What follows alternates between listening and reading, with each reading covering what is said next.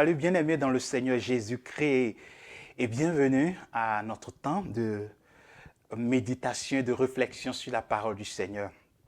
Je prie que ton amour augmente de plus en plus en toute connaissance et intelligence spirituelle pour le discernement des choses les meilleures.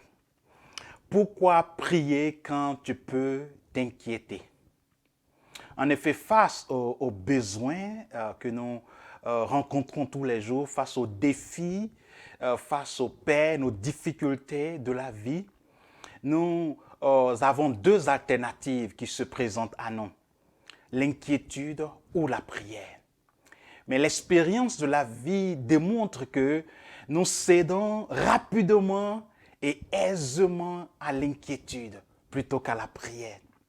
Alors le Seigneur voudrait ce matin t'exhorter à remplacer la chose, certes la plus facile à faire, c'est-à-dire l'inquiétude, par la chose la plus efficace, la prière. Pourquoi prier quand tu peux t'inquiéter? Je voudrais, avec les Écritures, t'exhorter à remplacer l'inquiétude, à remplacer les soucis par la prière en te donnant deux raisons pour lesquelles la prière est d'une grande valeur. En le psaume 65, verset 3, il est écrit « Toi qui écoutes la prière, tous les hommes viendront à toi. » Ce psaume affirme un attribut inaliénable du Seigneur. Il affirme son caractère et sa propriété d'entendre et de répondre à la prière de ses enfants.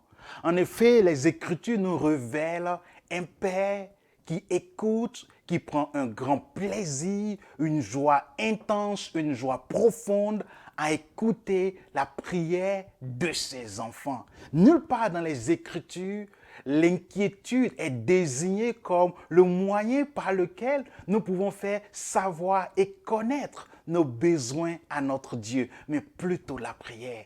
Parce que Dieu n'écoute pas et ne répond pas aux inquiétudes, aux soucis, mais plutôt à la prière.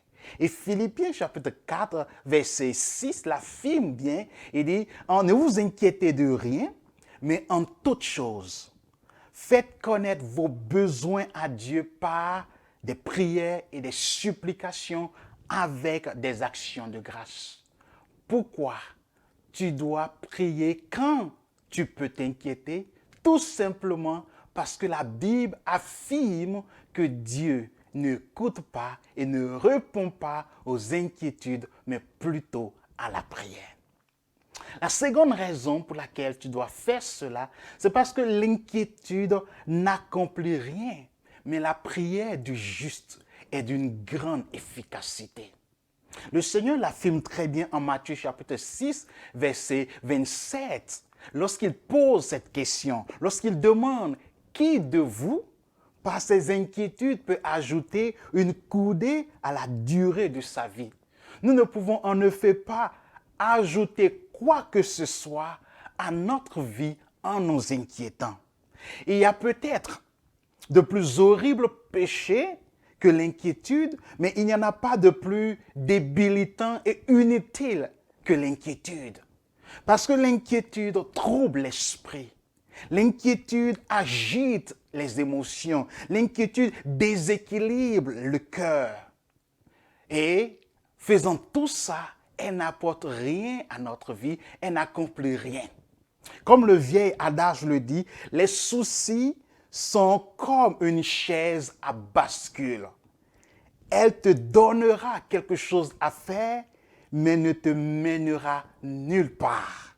En revanche, la prière fervente du juste est d'une grande efficacité, comme l'affirme Jacques chapitre 5, verset 16.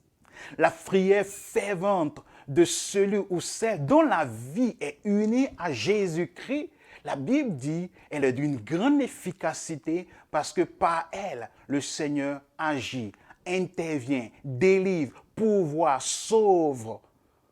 Aussi bien, son intervention est aussi bien dans la vie de ses enfants que dans l'univers tout entier. C'est insensé alors de choisir l'inquiétude au lieu de la prière. Mais c'est sage de choisir la prière en lieu et place de l'inquiétude. Alors je voudrais t'exhorter à t'approcher du trône de grâce avec assurance et là, à te décharger de tous tes soucis sur le Seigneur, car lui-même a promis de prendre soin de toi. Que le Seigneur te bénisse et qu'il t'aide à choisir, à faire le choix sage de remplacer les inquiétudes et les soucis par la prière, car la prière du juste est d'une grande efficacité.